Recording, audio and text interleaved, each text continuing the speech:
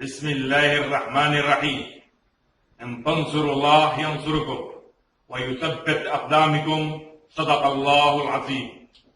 إلى شعبنا السوري العظيم، إلى أحرار سوريا الأبية، إلى أبطال ثورتنا المباركة، نحن مجموعة عناصر من كتائب الفاروق مدينتي تلبيسة والرستن، نعلن انشقاقنا عن كتائب الفاروق في حمص وريفها بقيادة الملازم أول عبد الرزاق طلاس، وتشكيل كتيبة عائشة أم المؤمنين في مدينتي الرستن وتلبيسة. ونتحفظ عن ذكر السبب الذي أصبح معظمكم يعرفه، حيث يقول الله تعالى في كتابه الكريم: بسم الله الرحمن الرحيم: والذين هم لفروجهم حافظون إلا على أزواجهم أو ما ملكت إيمانهم فإنهم غير ملومين، فمن ابتغى وراء ذلك فأولئك هم العادون. ونعلن إننا أعلم الناس بقوله تعالى حين قال: ولا تنازعوا فتفشلوا وتذهب ريحكم واصبروا إن الله مع الصابرين. ونؤكد إننا لا ننوي من ذلك أي فرقة أو خلاف، ولكننا صبرنا صبر أيوب عليه السلام،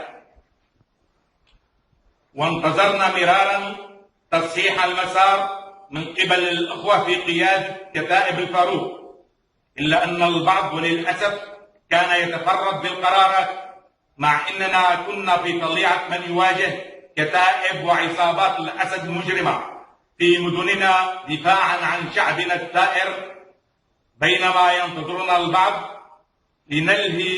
لننهي هجومنا أو دفاعنا الناجح بعون الله، ليقوم بعدها للخروج لحصد ثمار الانتصارات إعلاميا وماليا.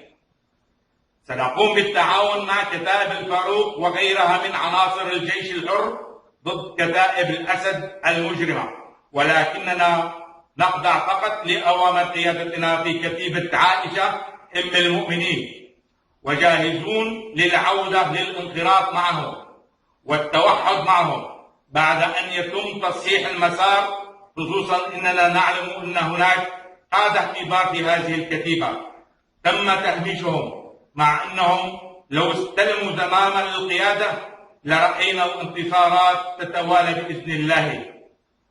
نعلم أن تنسيقية الرستن وتلبيسة لن تقوم بنشر بياننا هذا بسبب ارتباطهم والتزامهم مع كتائب الفاروق، ولكننا في حال النشر أو عدمه نعلن أننا لن نستكين ولن ننسحب من مدننا الغالية، وباقون فيها مدافعين عنها تحت القصف الوحشي وتحت التواطؤ العالمي مع هذا النظام المجرم الغاشم.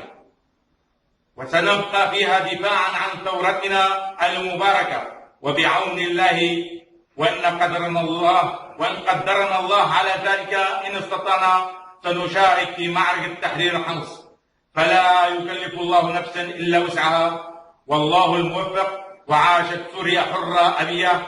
كتيبة عائشة أم المؤمنين في الرستن وتلبيسة 19/8/2012. تكبير! الله أكبر! الله أكبر! الله أكبر!